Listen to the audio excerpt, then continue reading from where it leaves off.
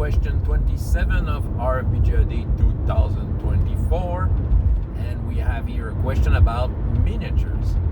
I'm not a big miniature collection, so I can't really tell you about a marvelous miniature. Usually when I have to put something on the table, it will be paper miniature if I had prepared some, or even just tokens. You know, poker tokens that I put on the table, or I have some meeples bought into a dollar store that I have. I'm expecting to have more miniature paper. I'm preparing that slowly but surely. But at some point, I don't have any 3D miniatures because never felt the need to have them. Nevertheless, there's one miniature I want to tell you about.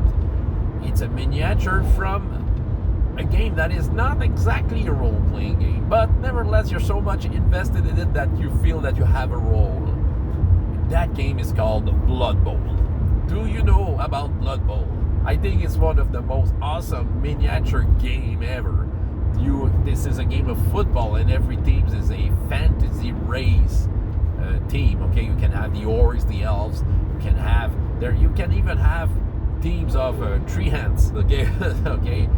I used to have a team of human, and it was a long time ago, maybe 25 years ago. I was into a league. I was running a league of Blood Bowl, and we were every player, every coach were so much into it. Okay, everyone was proud of their team, and there was, role-playing game arose between the coach because we were taking with a lot of heart. Okay, when I wanted to expand my team of humans, I didn't bought official miniatures.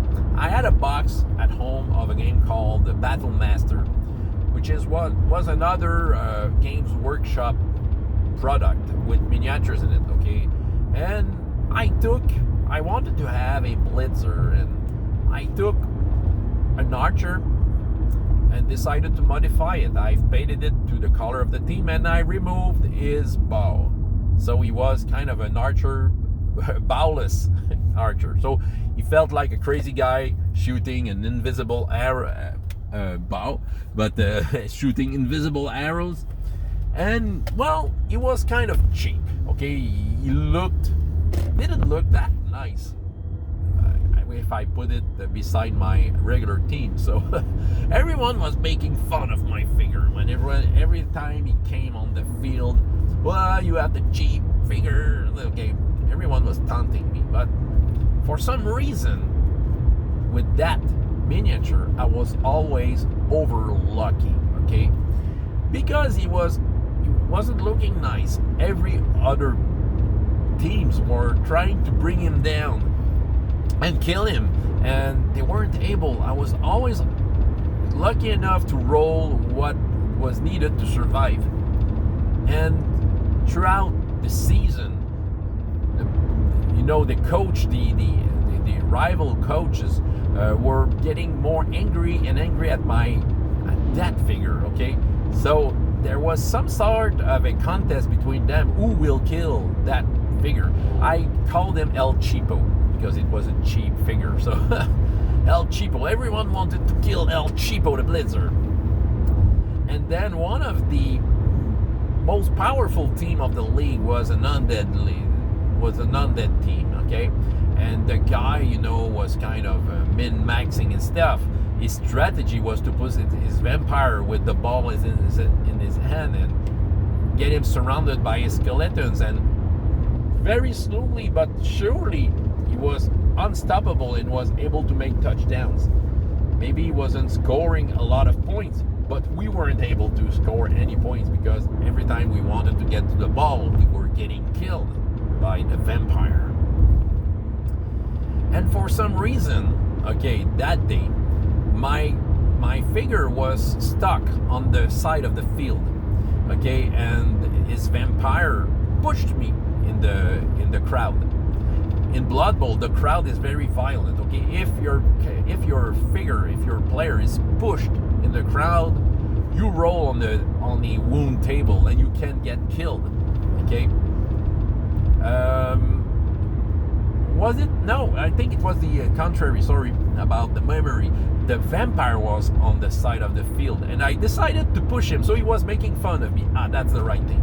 So all the odds was against me. You're just trying to push him could kill my character, but I decided go for it. He was lucky enough. I wish him luck again. Roll the dice, push the vampire in the crowd. The crowd rolled, killed the vampire. The guy was furious, but the vampire, this is a vampire, he can't die. Yeah? Can't he? He was put into his boot of dead players, and there was a rule. He was rolling the dice in the next turn, and if he rolled something like a 6 on the d6, he was really dead. Otherwise, he was coming back to the game. So I remember it was a late evening into the place where we were holding those competition, and there was many other guys in the room which were coaches of upcoming teams against him.